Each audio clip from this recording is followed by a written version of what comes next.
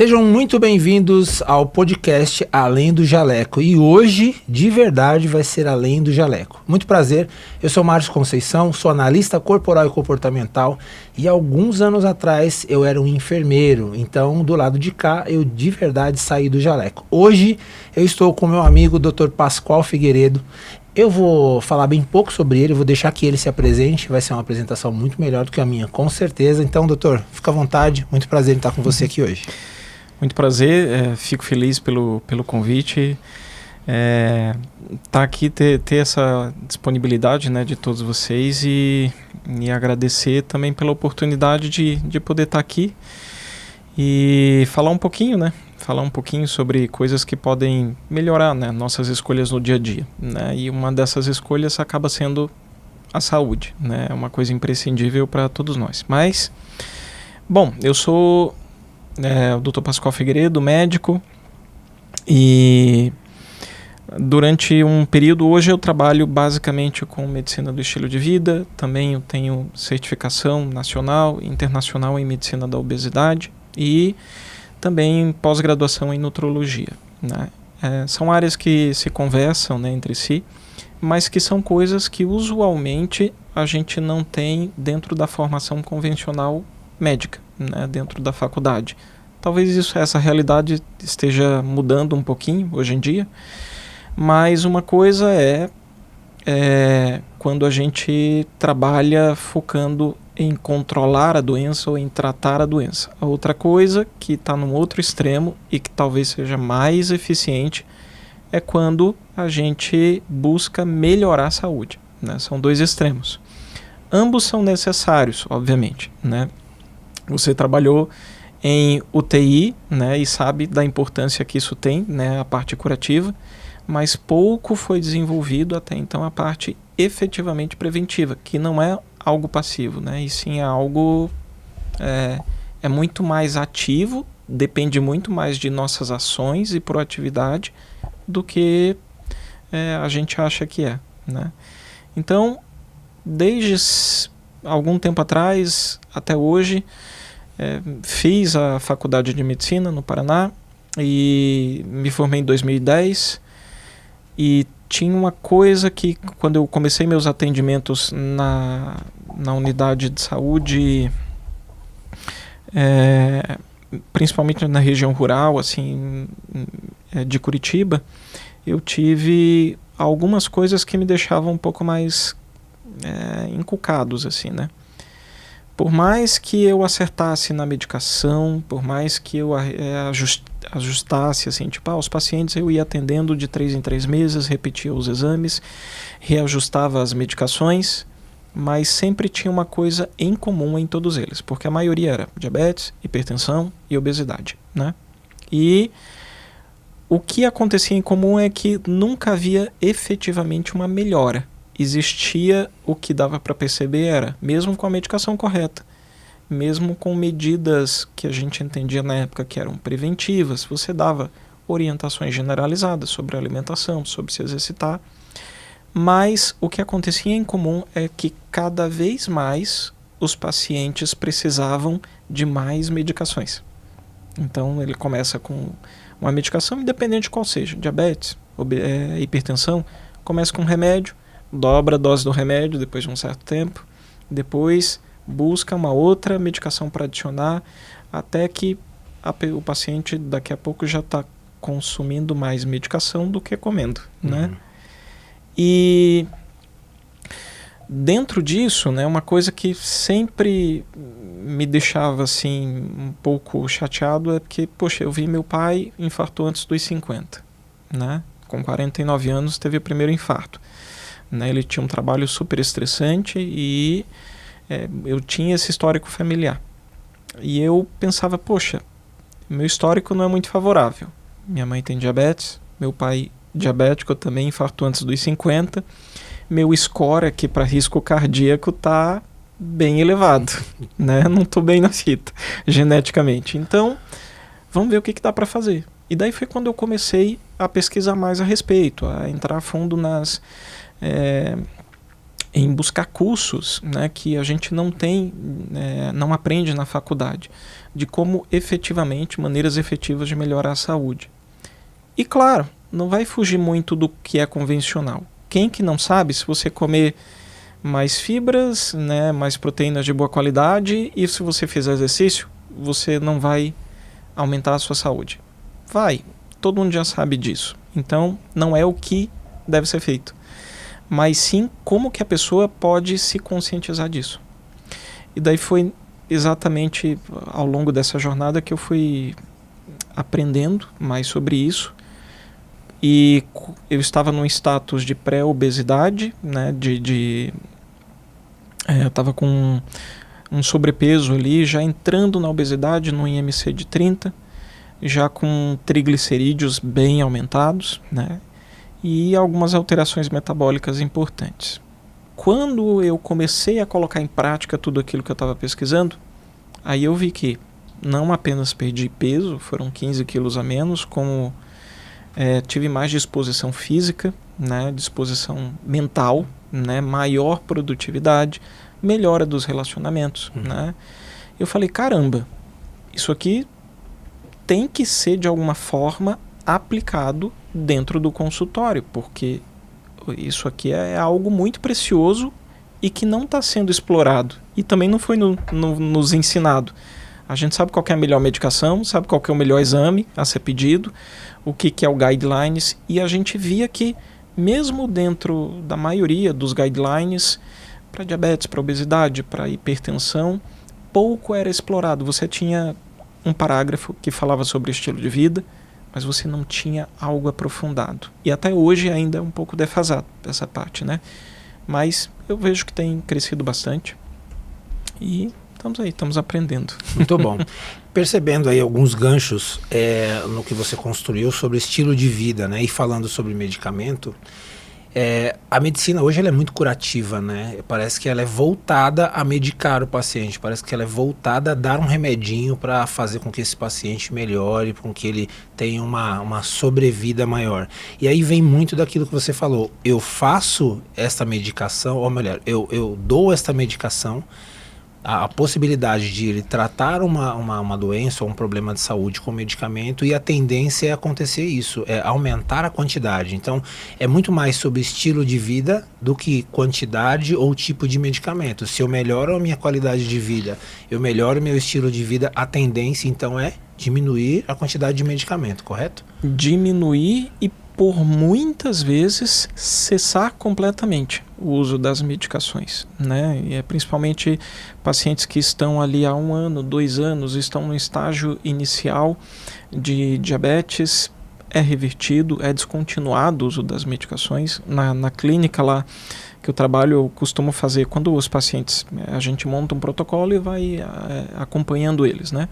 E tem um momento, sabe quando você vai na concessionária comprar o carro, tem uma pessoa que fica lá cantando parabéns, tocando violão, ou batendo no sino, né? Então a gente pega o paciente, né, e conduz ele para ele descartar no lixo, simbolicamente. As medicações a gente deixa com ele, legal, porque ele teve o custo disso, né? Mas a caixinha a gente deixa no lixo das medicações para ter aquela sensação de, olha, não preciso mais. O esforço que eu fiz até aqui compensou e me trouxe resultados de qualidade de vida, né? Então é um momento simbólico que a gente faz ali, diz, olha, você não precisa mais dessa intervenção.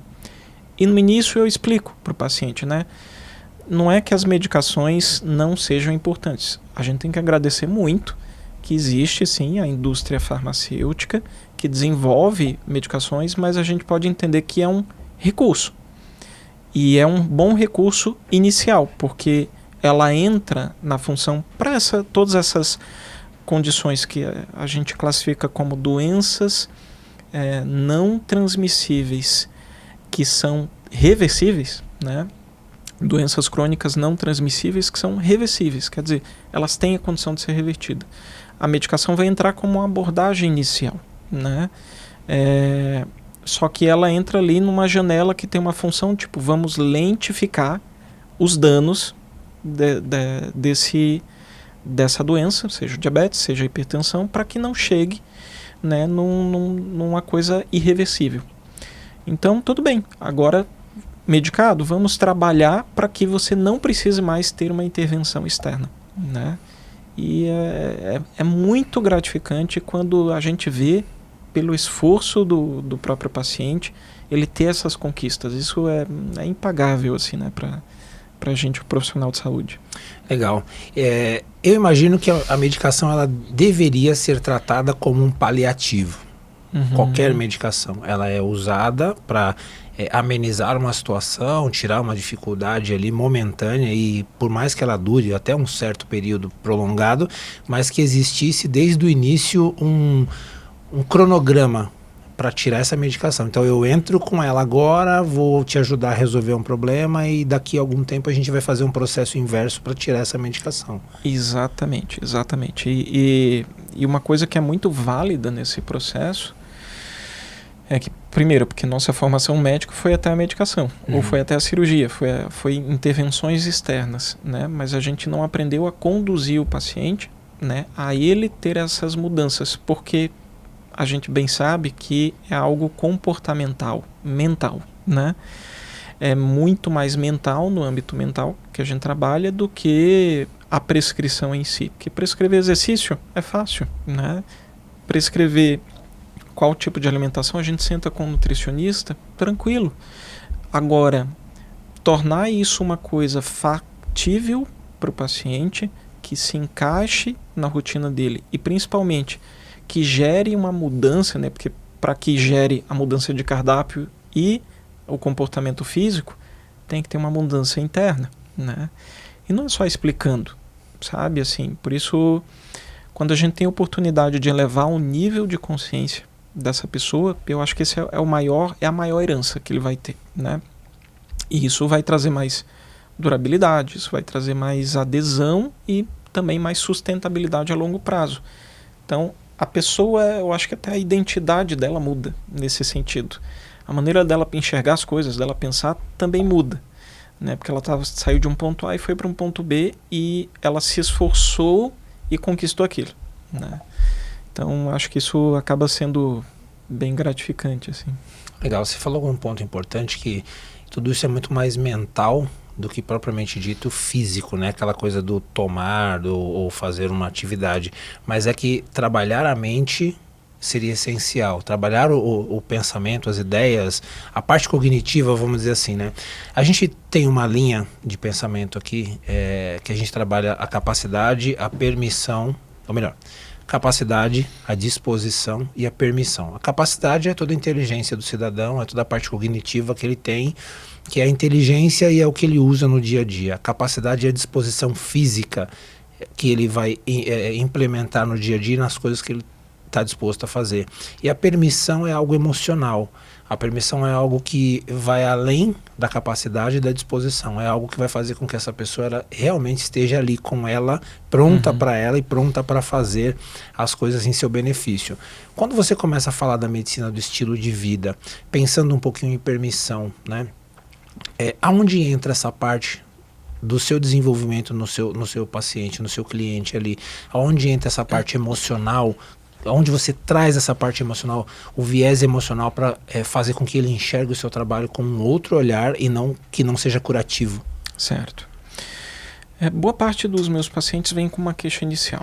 Tô com cansaço, tô com dor de cabeça, tô com pressão alta, tô com diabetes, né? Enfim, e eu gostaria de um manejo. Ou vem para fazer um check-up e etc. E quando você encontra essas situações, eu pergunto para ele, porque é engraçado.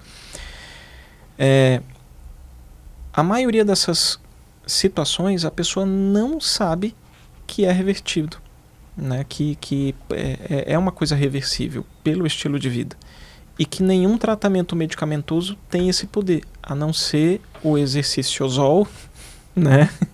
E o alimentosol, né? Então, essas duas ferramentas, e claro, a gestão emocional é mega importante nesse processo. Mas a primeira coisa que eu tento saber do paciente é se ele sabe que isso é possível, né? E quando antes ele passou décadas, muitas vezes, sendo informado de que, olha, você tem que tomar remédio para o resto da vida, não tem jeito e etc. É uma doença crônica e progressiva e não tem solução. É remédio para o resto da vida. Então a gente passou décadas estudando dessa forma, conscientizando os pacientes dessa forma. Então eu pergunto, você sabe que diabetes do tipo 2, né, ele pode entrar em remissão? Ou quando é algo mais avançado, pode ser que você precise tomar muito menos medicações do que precisa, né? Da mesma forma acontece com o diabetes do tipo 1, né? Por exemplo, um diabético do tipo 1 que não tem reversão, né? Mas existe uma boa administração disso. Um diabético do tipo 1 que é sedentário, que come mal, tem um estilo de vida ruim, né? Ele vai precisar de muito mais insulina do que se ele... e ainda com um controle ruim, digamos, nos patamares de um diabético mesmo, do que uma pessoa que se exercita, que tem uma alimentação adequada. E eu falo, olha, tua alimentação não é para diabético, é para uma pessoa que quer melhorar a saúde, né? E daí, se você quer controlar a doença, tá bom, a gente mantém a medicação. Se você quer reverter a doença porque você vai melhorar a saúde, se você quer melhorar a saúde, e daí a consequência disso é sua doença não vai existir mais, então vamos por esse caminho. Então eu deixo à disposição do paciente para saber o que ele quer nesse momento, né? E a grande maioria das pessoas me surpreendem, porque elas falam, não, eu quero, doutor, né? Eu quero, tá, então a gente vai começar a trabalhar, né? E dentro desse processo, o que eu sinto que mais contribui assim, para os pacientes, no processo de conscientização deles, é dar as etapas que ele vai passar em cada estágio. Quando ele vai iniciar o exercício físico, quando ele vai mudar a alimentação. Eu dei um exemplo para o pessoal da Apex mais cedo, né? Que a gente estava conversando assim, né? Tipo, como é importante quando a pessoa antecipa para a gente o que a gente vai receber, né? Que nem tipo, você está ali na UTI, se o paciente está consciente, se você explica para ele, olha, agora eu vou fazer assim, vou fazer assado, ele diminui aquela tensão e aquele medo porque ele já sabe o que vai ser feito. Vai arder assim, vai arder assado, né? Tipo, é normal, né? Então, esses dias eu fiz uma cirurgia ambulatorial, né? De um cistozinho nas costas e meu médico falou assim, olha, e eu sou médico, né? Só que ainda assim ele explica, eu achei muito legal, assim, porque ele explica e eu fui pensando, nossa, como isso contribui. Ele foi lá fazendo anestesia, eu disse, olha, primeiro a gente vai fazer ao redor do cisto, na base dele, e vai arder um pouquinho, tá? Normal, e etc. Aí, depois, ele ia fazer anestesia em cima, né, do cisto. Só que ele não avisou. E daí eu achei que ele já estava fazendo a incisão. Aí eu falei, para, que tá ainda não foi anestesiado, né? Não, tô fazendo anestesia. É anestesia? Beleza. Né? Então veja como a nossa mente prega peças, né? Então a gente tem que saber, tipo, qual é o passo que eu vou dar para frente, né? Não é só a gente apontar a direção. Você tá aqui é o caminho. Tá aqui o cardápio, tá aqui a prescrição de exercícios, mas é extremamente válido a gente deixar o paciente saber, olha, quando você mudar a alimentação, teu corpo vai reagir assim.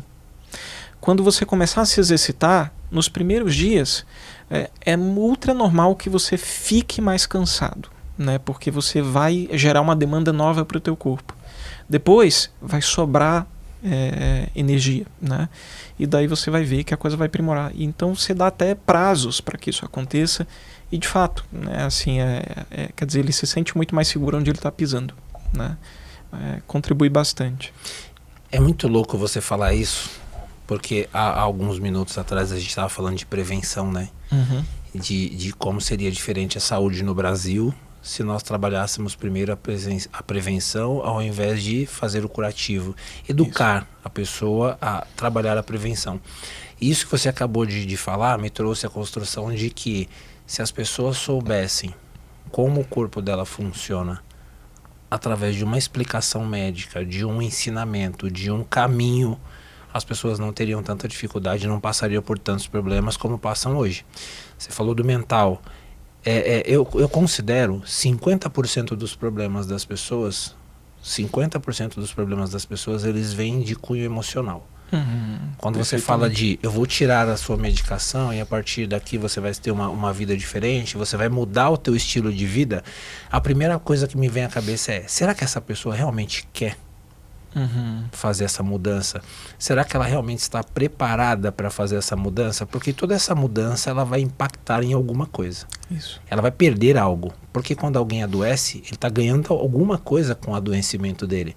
Às vezes ele ganha um cuidado maior, às vezes ele ganha um colo, às vezes ele ganha algo emocional que ele nunca teve na vida, mas a doença trouxe para ele aquele prazer de ter pessoas da família mais próximo. Então, de que maneira, hoje, nessa medicina do estilo de vida, você tem tentado trabalhar esse viés emocional para que esta pessoa entenda perfeitamente que aquela doença não é dela. Ela tem a doença, ela adquiriu esse problema ao longo dos anos, mas aquilo não é dela. Como você tenta explicar isso para as pessoas? Existe uma parte na medicina do estilo de vida onde você consegue identificar qual é o momento que o paciente se encontra. Então tem a frase, a parte que é pré-contemplativa, quer dizer, ela ainda não se deu conta de que ela precisa mudar, né? Alguns pacientes me procuram porque entendem, existem queixas com relação à própria saúde, que ele sabe que o caminho é mudanças de alimentação e exercício e etc.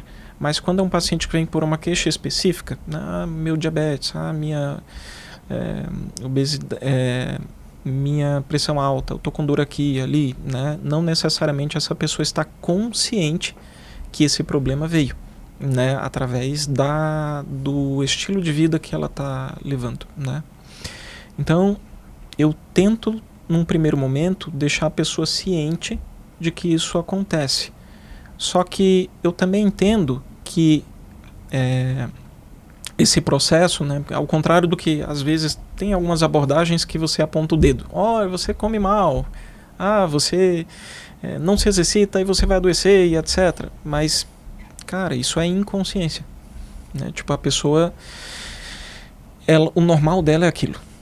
Ela cresceu num ambiente onde ela foi estimulada a ser assim, né, a ter essas escolhas. Então, quando a gente pensa assim, é porque eu tenho um problema genético, porque na minha família todo mundo tem obesidade. Mas boa parte dessa herança é comportamental. Sim. Né? Ela não é genética. Eu tenho a base genética, meu corpo quando adoece responde com obesidade. Mas as escolhas, quem faz é eu. Mas, então eu tento trazer ele para um ponto onde, ao mesmo tempo que o paciente não se sente, não é um apontar de dedos, a sua culpa de você estar assim, porque é muito mais complexo do que isso, né? Mas tentar trazer à tona de que, ainda assim, o poder está na mão dele, né? Tipo, só para ter uma ideia, né? Mais cedo eu também estava comentando com o pessoal da Apex que o diabético tipo 1 costuma ser um perfil de paciente mais engajado nas mudanças. Por quê? Porque ele foi obrigado a ficar naquela condição, né? Então ele não tem escolha, ele vai correr atrás de aprender a administrar a insulina. Então isso exige, entenda que é uma condição que põe uma obrigatoriedade para ele e que ele não tem escolha, senão ele vai morrer, né? Então ele vai aprender, inevitavelmente, a administrar a insulina. Aí chega um ponto que é tão natural, tem pacientes diabéticos meus, para mim não faz diferença, desde moleque eu faço isso, desde moleque eu uso óculos, né? Então, para mim, ter óculos ou não ter óculos não faz diferença, né? Porque desde os 7 anos de idade eu uso. Desde os 7 anos de idade, a pessoa usa insulina e aprendeu a administrar isso e ele já sabe, ele já sente no corpo as nuances, os detalhes assim de quando a glicose está mais baixinha, quando está mais alta, e ele vai ajustando a dose muito mentalmente, assim como a senhora fala, não sabe falar a receita do bolo, mas ela fala, põe mais um pouquinho, põe mais assim, põe mais assado, no olhômetro, né? Então, virou algo natural, já faz parte dele. Então, o pâncreas dele é o cérebro, né? E não uma coisa automática. Já no diabetes do tipo 2, que é algo adquirido pelo comportamento, tem a base genética, mas eu brinco que é uma condição que ela não deveria existir. E ela só existe porque foi condicionada pelas nossas escolhas, né? Como a gente se comporta fisicamente, através da alimentação. E claro, a questão emocional pode estar por trás de tudo isso, porque a gente usa como gerenciamento de estresse a alimentação, né? E existem diversas coisas relacionadas a isso.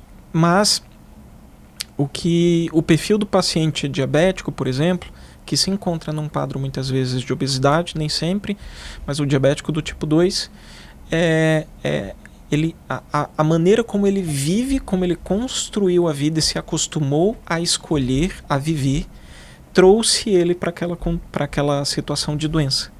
Então não foi uma coisa imposta e obrigatória, né? Tipo, não foi do nada, súbito. Foi construído, né? Então essa pessoa, o trabalho para ela ter um engajamento é, digamos, muito maior, né? E o esforço que ela vai ter para fazer a adesão é muito maior, né? Para que ela tenha as mudanças. Mas também, né, se a gente pensar só pelo lado fisiológico, né, diabetes do tipo 2, em 3 meses, em 2 meses até, em muitos casos, fisiologicamente é fácil de reverter. Né? Se eu considerar sem a parte das barreiras que o paciente tem do âmbito emocional, sem eu considerar as dificuldades que ele pode ter, se a gente pensar num robô e falar assim, robô, se alimenta desse jeito e se exercite assim, o robô vai diminuir, o diabetes vai sumir em 2 meses muito facilmente e não precisa mais tomar medicação. Mas a gente está lidando com o ser humano, sim, que tem suas nuances com relação ao âmbito emocional, com relação à cultura, né, com relação a tudo isso, e que, sim, tipo, precisa ter naturalmente uma relação, eu entendo que tem que ter uma relação muito forte do paciente confiar no médico, né, que ele está sendo atendido, tipo, ele confia, ele tem fé nas palavras daquela pessoa, né, tipo, não, eu vou fazer porque eu confio no que ele está falando que vai dar certo. Então isso agrega bastante no início, né, e da mesma forma explicar a jornada para ele, os passo a passo e como acompanhar, mesmo à distância também. Isso contribui bastante para que tenha algo sustentável, né? Legal. Você trouxe essa clareza de tudo isso que acontece com o paciente, né, no âmbito da doença e da mudança do estilo de vida. E aí quando de novo vem aquela coisa do querer, né, do paciente querer mudar, do paciente querer fazer um ajuste na vida dele e se ele realmente está disposto a fazer.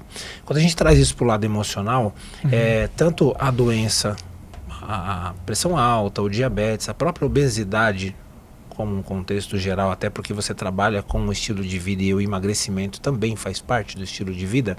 Sim. Quando a gente começa a mexer nessa área, existe o porquê emocional, né? O que a pessoa perde fazendo esse processo. Ou seja, uma mulher que ela está fora do peso, existe um porquê de ela estar fora do peso. Sim. É como se a doença e a obesidade trouxessem para ela uma espécie de proteção. É como se fosse eu estou doente, mas eu tenho um prêmio por trás disso. Então, por exemplo, a gente falou de obesidade, eu imagino que você tem um monte de cliente mulher que queira hoje emagrecer, que queira hoje... A maioria, inclusive. Perder peso, né, e ter se tornar mais atraente, esteticamente ficar mais bonita, eu acredito que chamar a atenção do esposo, enfim, aparecer um pouco mais. E quando a gente começa a entrar nessa seara do emagrecimento, é aqui que a coisa começa a ficar muito mais emocional do que qualquer outra pessoa possa imaginar. Porque você vem com toda a construção profissional, que é o que você sabe fazer muito bem, que é construir toda a parte de medicamento, de alimentação, é o que a pessoa vai fazer de estilo de vida para mudar, mas quando a gente para falar do emocional, vem as 3 funções do excesso de peso, que foi construída muito bem até pelo Elton Euler, e que hoje a gente usa isso como uma ferramenta de trabalho. Então, o meu trabalho como analista corporal e comportamental traz muito a agregar com o seu trabalho nesse sentido. Por quê? Porque a mulher, quando ela entende o funcionamento dela como ser humano, quando ela entende a mente dela, fica muito mais fácil de ela assimilar o trabalho que você desenvolve do emagrecimento. Então, quando ela entender que ela hoje talvez só esteja fora do peso porque ela busca um destaque, ela está buscando ser cuidada, está buscando ser protegida por alguém, quando ela entender que o emagrecimento dela não vem porque talvez ela esteja carregando peso demais, ou enfim, sendo forte demais em algumas áreas da vida dela, ou quando a mulher entender que talvez o emagrecimento só não veio ainda porque ela se protege e ela tenta ser desta maneira para caber num universo, para não ser magoada, chateada, enfim, para não sofrer abusos na vida, né? Essa mulher, quando ela entender tudo isso, ela vai ser capaz de emagrecer e de uma vez por todas, né? Ela entende o que a função do peso faz de diferente na vida dela, e com isso o seu trabalho ele acaba sendo 100%, né? Por quê? Agora ela entendeu a parte emocional, entendeu o porquê da obesidade, e agora ela entende todas as funções que você vai trazer para o corpo dela para melhorar. Isso. Como que seria isso para você? Pensando no número de clientes que você tem do sexo feminino buscando esse emagrecimento, e muitas vezes elas não têm esse conhecimento. Perfeito. Normalmente assim, eu tento trazer para o paciente um objetivo que acaba sendo no âmbito mais absoluto para as pessoas, que é o quê? Tipo, naturalmente eu vou ver o que é importante para você na sua vida. Para algumas vai dizer a família, para algumas vai dizer trabalho, para algumas vai ser, sei lá, aquisições de bens, para outras. Então sempre tem alguma coisa que tipo, olha, isso aqui é essencial para você, né? Então vamos entender, né, que tipo, se eu estou aqui pela estética, né, que seja tipo, não, eu queria caber na roupa e etc, ótimo, isso, se você perder peso, inevitavelmente vai acontecer, né? Se você, não, eu estou aqui por causa das doenças como um todo, hipertensão, diabetes, etc, né? Boa parte, inclusive, dos pacientes entendem que essa condição está relacionada à idade, né? Tipo, já entrei na menopausa, eu estou há 10 anos, há 20 anos, há 30 anos com esse peso, ou eu já tenho 60 anos, 70 anos e não tem mais, meu corpo não tem mais jeito, digamos assim. Então, eu entendo que existem umas crenças consolidadas. À medida que eu vou conversando com a paciente, eu vou descobrindo o que está engessado, né? Assim, de crença, onde que está a fé dela, né? A fé dela naquele momento eu já tenho 70 anos, não tenho que melhorar. Não tem que eu fazer essas coisas de melhorar exercício e etc. E aos poucos, à medida que eu vou conversando com ela, eu vou deixando ela entender o quanto que isso é possível, né? Até às vezes me dou o trabalho até de mostrar exemplos que a gente vê que já são publicados assim nas redes sociais, de pessoas que começam ali com num grau de obesidade importante, com 60 anos, passou um período ali, se 3 anos, 5 anos depois, a pessoa está num corpo e num peso que ela nunca teve a vida dela inteira, né? E tudo isso por quê? Porque ela tinha uma crença que foi trazida para ela ao longo da vida dela, foi o estímulo que ela recebeu. Então, a partir do momento que eu consigo dizer para ela, né, tipo, mas é possível, assim como é possível reverter o diabetes, então acaba que o objetivo inicial que ela tinha ali, né, que era muitas vezes estética, muitas vezes melhoria da qualidade de vida, mas não exatamente sabendo o que estava buscando. Então eu falo, então vamos começar por uma premissa: esqueça o teu peso, esqueça o seu diabetes, esqueça qualquer outra coisa. A única coisa que a gente vai focar num primeiro momento é você ter mais saúde, né? Então tudo que você vai fazer é para que você ganhe mais saúde e mais longevidade. Se você ganha mais saúde, é inevitável, o seu corpo vai deixar fora aquilo que não serve para ele, né? Ele vai descartar a gordura que tiver em excesso, né? Ele vai descartar as toxinas que tiver em excesso, ele vai descartar a condição, inclusive mental, né? Tipo, que as coisas que deixam a gente para baixo, que também está em excesso. E dependendo do perfil, né, da pessoa, tem pessoas que, tipo, a parte da alimentação é mais difícil. E daí eu acabo... Mas ela adora se mexer, fazer atividade física e fazer exercícios. E isso, até de uma maneira também fisiológica, contribui bastante. Tem até mesmo não chega a ser uma coisa com robustas evidências científicas, né, na literatura, mas é uma teoria também muito bem estudada. É uma teoria, né, não tem como ser minuciosamente detalhada nos estudos, mas existe uma teoria que ela favorece bastante essa maneira de a gente raciocinar como é que o corpo funciona, né? Que são ali o cérebro dividido em 3 partes, que é uma mais primitiva, que a gente chama de cérebro reptiliano, a outra que envolve mais as emoções, que está ali no cérebro límbico, e a outra que está no córtex, que usa mais a lógica, o raciocínio, né? E quando a pessoa começa a fazer mais exercício, ela ativa o corpo dela num estado de sobrevivência. Então, o que vai ser ativado ali é a parte mais primitiva, né, do desenvolvimento do cérebro, que é o cérebro reptiliano. Quando essa parte está mais ativa, o que acontece com o emocional, que normalmente é o que domina a área, né? A gente faz escolhas emocionais, a gente compra emocionalmente, a gente come emocionalmente, né? A gente...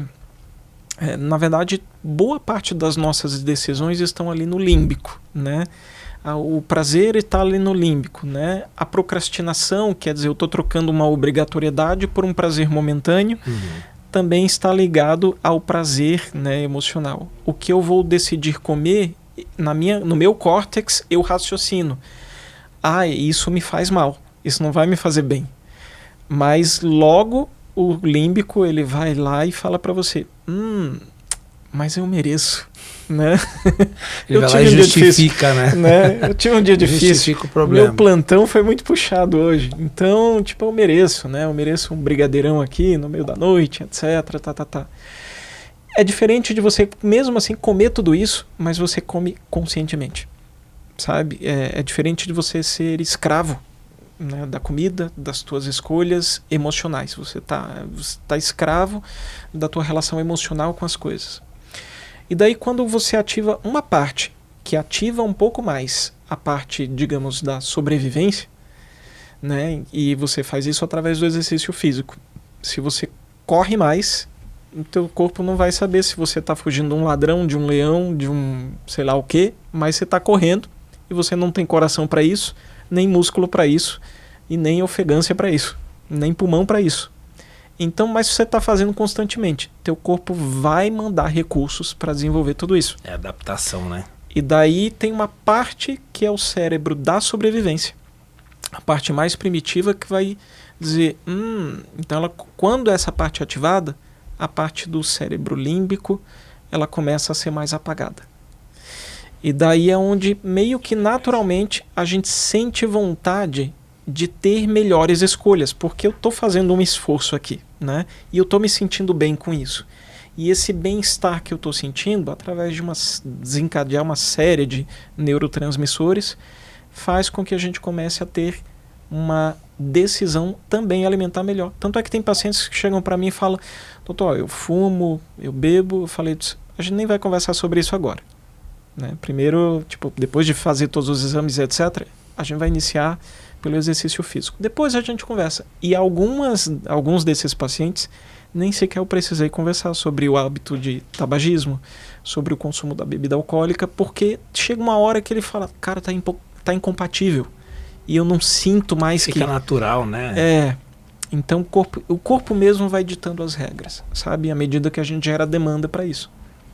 Então é bem interessante. É como se fosse uma coerência, né? A minha prática esportiva, tudo que eu tenho feito para a minha vida é tão diferente que o mau hábito alimentar, o mau hábito de sono, enfim, tudo aquilo que é fora da regra passa a não ser mais conveniente com o que você está praticando todos os dias. Ou seja, Perfeito. Fica natural parar de beber, parar de fumar, parar de comer em excesso. e Isso. tudo aquilo que atrapalha a vida da pessoa para ter o resultado que ela está buscando. Exatamente. Cara, e daí muito legal. é engraçado porque, querendo ou não, é uma jornada de autoconhecimento. Sim. Né? Você, quando se exercita mais, você aumenta a sua propriocepção do corpo, né? A tua noção de percepção do teu corpo, o quanto que você consegue se exigir mais nos exercícios, né? Os limites que você vai testando, os desafios que você vai se propondo a fazer. Então, a maneira de você se disciplinar na constância de você realizar os exercícios e administrar a progressão disso, né? Então, tem pessoas que iniciam pelo exercício e desencadeia todas as outras áreas, né? Tipo, melhora o mental, melhora o alimentar. Tem pessoas que começam pela alimentação e acaba desempenhando um papel melhor, se sente vontade, não, eu preciso me mexer, e isso vai uma coisa vai puxando a outra, assim, sabe? O corpo é um só, querendo ou não, né? Mente e corpo é uma coisa só. A gente insiste em tratar de maneira particularizada, mas na verdade uma coisa que a gente consegue melhorar, onde a gente tem acesso com o paciente, é ali que a gente vai atuar por primeiro. É por onde o paciente aceita, é onde ele está disponível no momento, né? Muito legal. Bom, para quem está acompanhando esse podcast aqui, eu estou com o Dr. Pascoal Figueiredo, ele é especialista em emagrecimento, nutrologia, é isso, doutor? Isso, eu tenho pós-graduação em nutrologia, fiz certificação tanto nacional quanto europeia de medicina da obesidade. Não é especialidade ainda aqui no Brasil, né, mas é uma área de atuação bem forte. Muito bom. E esse papo é para você que acha que o emagrecimento é só tomar remedinho, melhorar a dieta, né? Entrar com exercício, não é nada disso. É isso tudo, mais a parte emocional, a parte do trabalho que o doutor desenvolve, a parte de você cuidar da tua mente, cuidar da parte espiritual, vamos dizer assim também, ter uma cabeça boa, uma mente boa, parar de se alimentar das suas emoções e fazer a coisa da maneira mais adequada. E assim, além de tudo, você precisa querer fazer esse processo para emagrecer de verdade e não ter esse efeito sanfona aí que muitas vezes acaba atrapalhando tanto a saúde das mulheres e de qualquer outra pessoa que esteja fora do peso, não é mesmo, doutor? Perfeitamente, perfeitamente. Eu até digo assim para os pacientes, né, que a parte, mesmo para aquelas pessoas que têm grande dificuldade, que já tentaram diversas maneiras de emagrecer e que não conseguiram, eu falo assim, olha, o emagrecimento é a parte mais fácil dessa história, né? Só que para que a gente deixe isso de maneira duradoura, a gente não vai precisar só mudar seu corpo, a gente vai precisar melhorar a maneira como você enxerga as coisas, a tua relação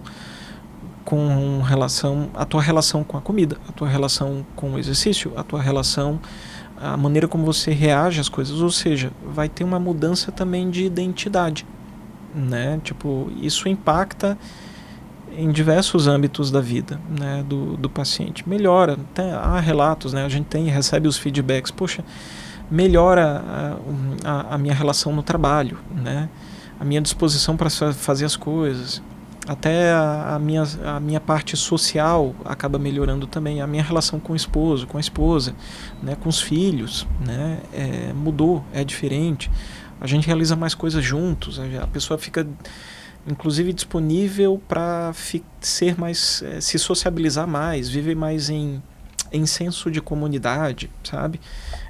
Se relacionar mais assim com as pessoas, ter resiliência maior para as broncas, né? Porque a gente pensa assim, poxa, uma coisa ela é ruim quando existe uma overdose, né? Mas a coisa em si não necessariamente é ruim. Quando a gente pensa, vergonha é bom ou é ruim? Muitas vezes a gente vai dizer, poxa, é ruim, ninguém gosta de sentir vergonha, né? Tá, mas e se a vergonha é para te alertar de uma coisa que você sabe que você está fazendo errado?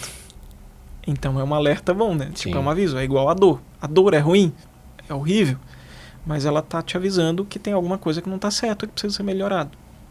A tristeza é bom? Não, é ruim. Mas quando a gente perde um ente querido, agora há pouco a gente estava falando sobre a pandemia, né? E a gente inevitavelmente perdeu pessoas próximas, né? Então, quando você vai entrar em luto, você vai chorar por aquela pessoa. E tem uma função, isso. Ter estresse é ruim? Não, é horrível. Mas saber como aprender a lidar com pressão, né? Você que trabalhou na UTI, né? Sabe bem como que é isso. E ainda assim manter uma resiliência, né? Tipo, porque daí você pode ser uma pessoa capaz de dar um suporte maior para as outras, num ambiente conturbado como esse. Então você se fortalece em todos esses momentos, né? Então, por isso que é uma coisa que, querendo ou não, tudo que a gente acaba passando contribui para construir algo para a gente, né? Contribui para deixar a gente melhor. Só que o mais importante é quando a gente saber a direção que a gente está indo, né? Se a gente entende, tipo, a direção que eu tô, para onde eu estou indo, então tudo que passar no trajeto vai ter momentos de estresse, de tristeza, disso, daquilo, mas a minha identidade, ela se mantém. Tipo, é para lá que eu preciso ir, né? Então, ao longo da vida, a gente vai ter períodos, né, onde eu tô mais disponível para ir na academia, eu tô com mais tempo, né? Tá, mas vai ter período, na pandemia as academias fecharam. Daí como é que você faz? Tipo, antes da academia, antes da pandemia eu fazia musculação 3 vezes por semana, os outros 2 dias eu fazia HIIT na esteira e meu programa de exercícios físicos estava ali, ó, tinindo bonitinho dentro do meu cronograma, certinho. Aí veio a pandemia, fechou tudo. Aí, o que eu fiz? Né? Na verdade, criou-se ali, teve um boom de canais no YouTube de exercício em casa. Exatamente. Aí o que acontece? Você acaba tendo recursos, você encontra maneiras. Só que a gente coloca, tipo, não, mas é o meio, é fora. Não, mas o cenário mudou. Mas o caminho que eu preciso percorrer, ele continua, porque já faz parte do que eu quero para minha vida. Assim, né? Eu já decidi dessa forma. Então você consegue, através das adversidades, ajustar para se manter na rota, né? Então isso aqui é bem interessante também. Muito legal. Nós estamos aqui num oferecimento da Apex, fazendo esse podcast com o Dr. Pascoal Figueiredo. Eu tenho certeza que tem muita coisa boa para que você possa acompanhar no decorrer desse podcast. Se você perdeu algum pedacinho, vai lá no começo, assiste desde o início, para você entender tudo que o doutor trouxe aqui, a construção rica demais de tudo isso que ele está falando aqui e o quão é importante você se resolver com as questões de saúde, para que você entenda perfeitamente qual é o caminho que você precisa trilhar para ter o resultado tão esperado. Doutor, considerações finais, diga aí para nós o que você indicaria, qual é o caminho que você indicaria para quem quer melhorar de saúde, quer melhorar a qualidade de vida, o estilo de vida. Perfeito. Bom, é extremamente importante, né, que você encontre um profissional que você se identifique, né, tipo, que você entende o que essa pessoa está falando, você se sente estimulado, né, e isso eu falo para qualquer pessoa, inclusive eu falo, não precisa ser comigo, né, às vezes eu estou conversando, um papo, né, assim, com alguém aleatoriamente, e às vezes entra no assunto da saúde, porque a pessoa entende que eu sou uma referência.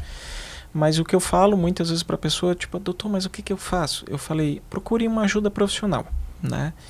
E dentro desse filtro que você vai fazer, né, que você vai identificar, naturalmente tem que ser uma pessoa que não vai prometer milagres, né? Assim, digamos, milagres no sentido, pegue isso daqui, que isso aqui vai resolver sua vida. Até mesmo quando se trata de medicações, né? Hoje nós temos aí o Ozempic, né, que está nas mídias sociais, que ganhou o mundo, que é uma febre, é uma medicação eficiente, mas experimenta parar de tomar. Uhum. Você vai ver, já tem efeitos rebotes aí que já dá para fazer um trabalho científico grande, né, de a pessoa recuperar o peso e etc. Então, tem que ser uma pessoa que ela vivenciou, né, ela passou pelas mudanças, ela aplicou no dia a dia dela, ainda aplica. Então as nuances ela sentiu na pele como que é a mudança e ela consegue transmitir isso para você e você entende, né? Você se sente confiante de realizar, né? E a receita tanto faz. Vai ser aquilo que vai se encaixar melhor dentro da tua rotina. Todas as abordagens alimentares, nós temos a vegetariana para quem é vegetariano, temos a low carb para quem gosta mais da low carb, nós temos a mediterrânea, nós temos todos os tipos. Num bom senso, todas vão se encontrar num certo padrão de alguma forma, certo? Tipo, quando se trata de alimentação saudável. Então, não é muito qual o tipo de alimento ou qual o tipo de exercício. E sim, como isso vai se encaixar na tua vida e o profissional entendendo, sentando contigo e conversando, vendo os teus exames e entendendo, poxa, é uma pessoa que vai te devolver a esperança num primeiro momento para que você comece a dar a largada e daí você mesmo vai poder comprovar, assim, é real, é possível, né? Eu mesmo, no meu processo assim, de emagrecimento, tinha um determinado momento que eu tinha uma meta lá de atingir num HIIT na esteira, de fazer, dentro de 20 minutos você faz ali um tiro de 18 km por hora e descansa 90 segundos.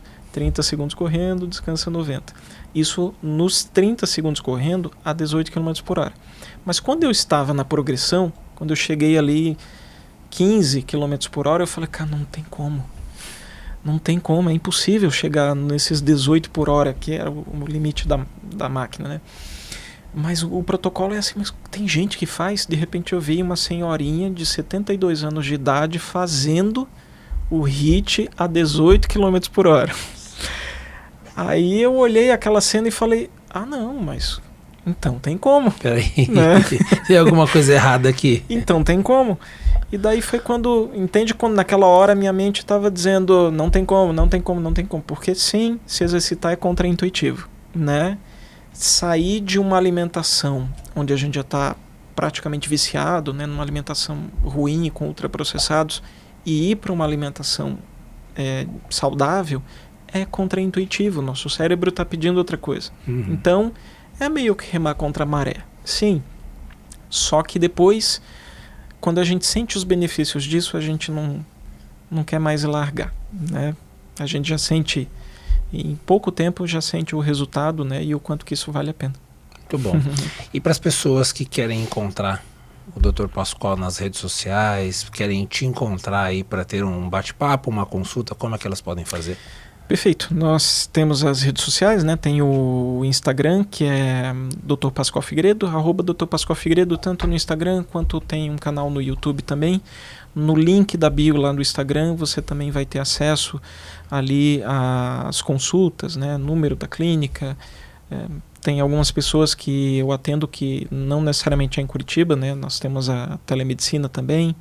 Tem também o programa que eu disponibilizei também para as pessoas, para quem quer adquirir, tem um passo a passo. O suporte é feito por mim mesmo, não é necessariamente a consulta, mas ali também tem um programa bem completo e acaba também sendo, de certa forma, mais acessível para quem não consegue o acompanhamento individual, né?